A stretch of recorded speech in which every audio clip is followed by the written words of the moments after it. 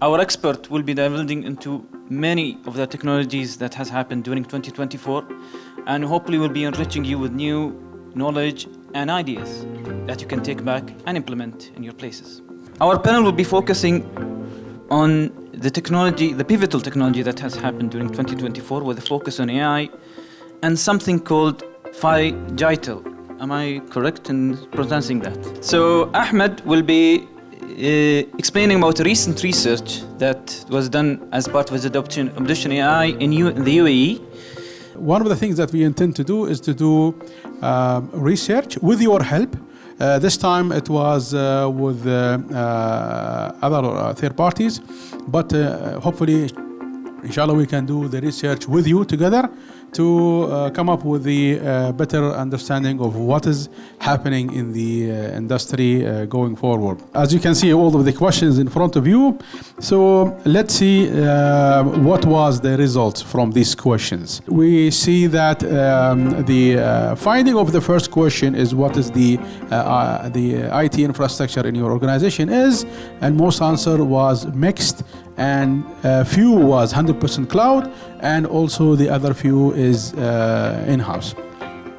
I think we all know that there is a trend happening, especially in 2024, to match with the headline, is that there is many organizations started to go back to on-prem solutions. Let's move to the second finding, which is also very interesting, is the reason to choose the cloud provider is that, of course, certain vendors or price or server performance. And I think this is a very logical answer, is that all of the above is always the right answer for this question.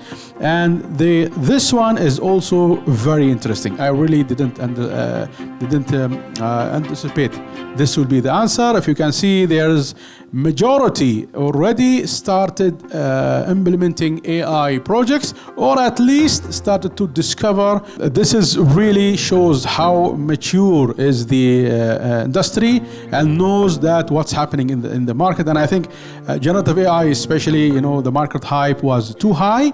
But in reality, it was also a real thing. It's not just a bubble or just a hype. It's a real thing. And then the final question was about the IT projects. So as you can see, the answer is here, and is always a mixed answer to just get out of the direct questions. I can tell you we have one more research which is even bigger than this one, and I cannot talk about it because it will take a longer time. We kept it on the website. You can see the second research, which is also very interesting. What we understand from the market so far, and when we engaged with our AI partners, we have seen that even the partners themselves, perhaps maybe AMD can give us their insight in this.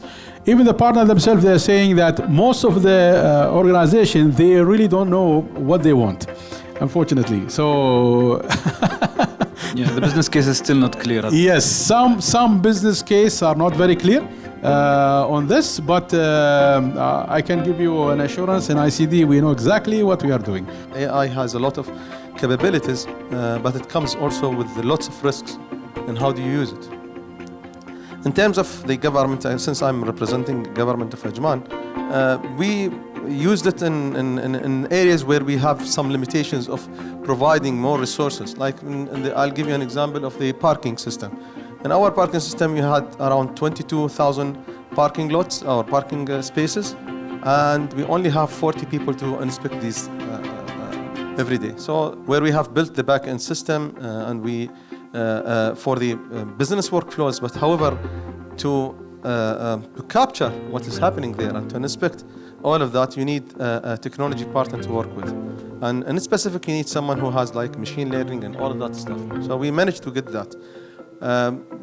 Within 1 year, we had a performance of around, to cover around 97 or 95% of the covered parking lots. The revenue, for sure, there is a big jump in the revenue. But there is also a revenue there because this is something that were not actually captured in a very professional way. The most important part is which Ahmed actually look at. Okay, why don't you look at the fair opportunity for everyone to have a parking, where it used to be people are just putting their cars and leaving it for ages and no one is looking at it. This is where it has improved the overall city life, or the lifestyle of the people, where they can find an opportunity for them to park their car whenever they need it, and in the closest area they need. The adoption of this actually it took us around 2 years, and now they are actually putting it as an example for other government entities. But the idea here to me is that this is one of the applications. This is not the only application. Like I sit with some of the entities within the government and like the legal. I told them, look at the generative AI or the prompt engineering and look exactly how does it work. Maybe it will help you in your work, analyzing the data.